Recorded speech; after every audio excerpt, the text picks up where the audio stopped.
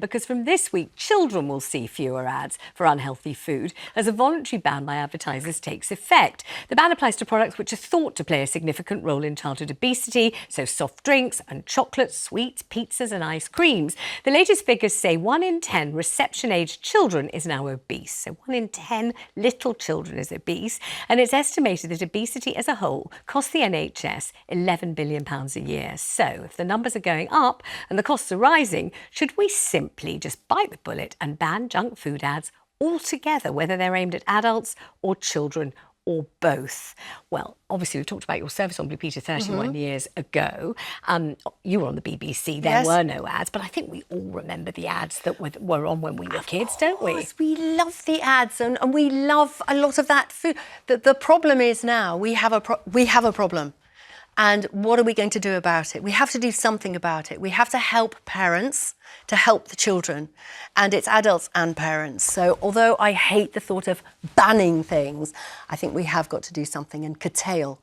Right, let's bring Carrie into this because similar generation. Yeah. I mean, if you asked me to sing all the ads for all the chocolate bars when I was a little girl, and Mars a Day helps you work, rest and play, finger of fudge and stuff. Yeah, we all know it. And the Milky Bar Kid is strong and tough. Yes. You know, but the question always is, did you like the chocolate because you saw the ads, or did you love the chocolate and you'd have carried on loving it whether there were any ads or not? No, I think the hard thing for us in those days was those sweet shops that had all the jars in the window because you would go window shopping, wouldn't you?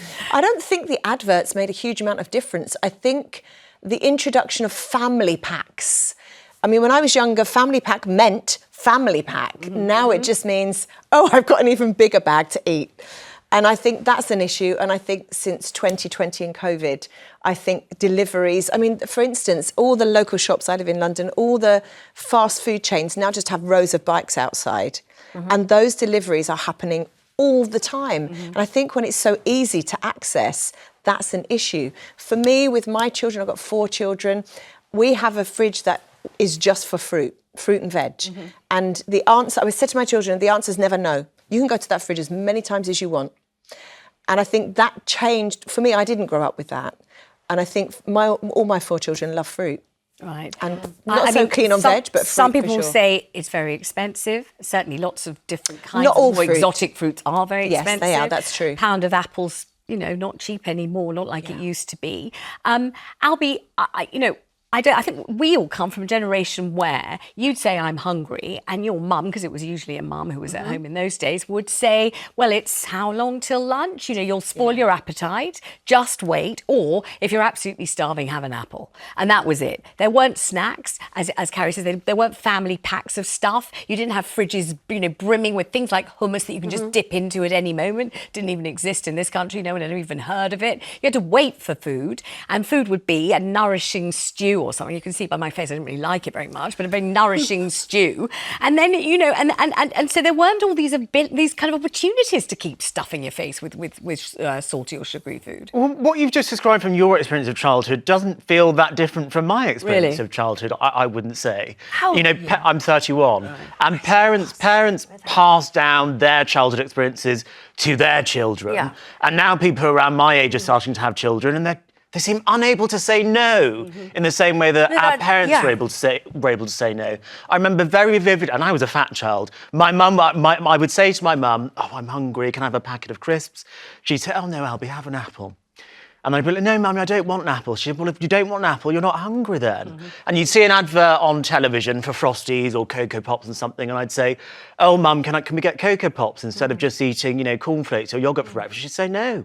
We can't have it." So why is it now that parents can't say no, when in the past I think the opportunities for our children to see adverts were still there, but parents said no and children were less fat? I think there are plenty of parents that do say no. I just want to Not enough. But obviously not enough, because we have to look at the statistics. 1 in speak for 10 themselves. obese reception children. That's terrible. And the sugary drinks. Sugary drinks, they are the evils in the fridge. And when you consider that, you know, going back to that 1960s upbringing, we had a bottle of dandelion and burdock only on a Sunday. I was going to say And it was a something very, very similar. very exciting a Sunday So was. we filled up the jug with Yeah. water from the tap, and that's what we had at Yeah. meal times. But I absolutely hated it. I really was desperate for a fizzy drink. And as Yeah. soon as I was a grown-up, I absolutely filled the fridge. And when they provided those magnificent diet carbonated fizzy drinks, which I wouldn't dream of advertising, which seem to be so incredibly addictive because you miss them if you don't drink them, then I was the person drinking all of those. And I was certainly enjoying looking at the Diet Coke man on the ad. Gorgeous. You are hitting on something there, because I think if you go without, we didn't have anything in our larder, as it were, in Enfield. We had nothing. It was just like, if you had custard creams, that was once a month my mum would buy a packet of biscuits. I just remember feeling hungry the whole time as a child. So the minute I got enough pocket money in my teens, when my mum remarried, I went out and ate chocolate, and crazily ate chocolate, and have, to this day, I fight a sugar addiction. And that didn't start because my mum didn't give me the right foods. It started because I didn't have enough food.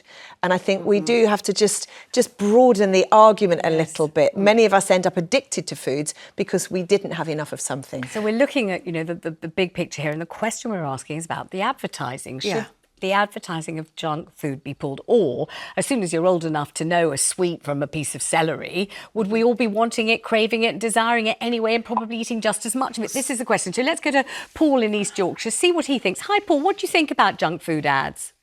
Afternoon. Hi. I think most people are responsible enough to make their own choices. Like I said to your lady on the reception there, people die in car crashes, so are you going to ban motor vehicle adverts?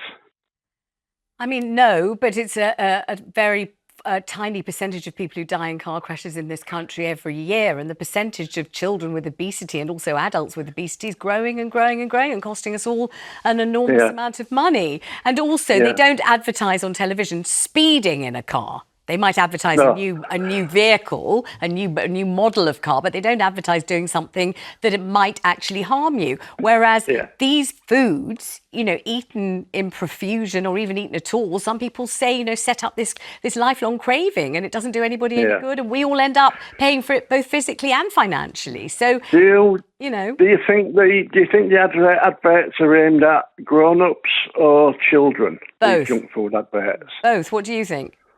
I think it's predominantly the parents. They pay for it. They get the backlash if they say no.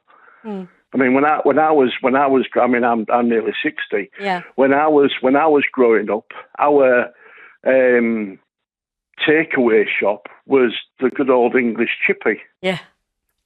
Where it was 2p for a bag of chips. Yeah, and they weren't advertised on TV. You didn't have your fish and chippy advertised on telly, but we only had that on a Saturday night. Yeah. You know what I mean? And then obviously your adverts come in, your fast food takeaways, your McDonald's, your Burger King, your KFC, although I don't know, do you see energy drinks advertised on TV?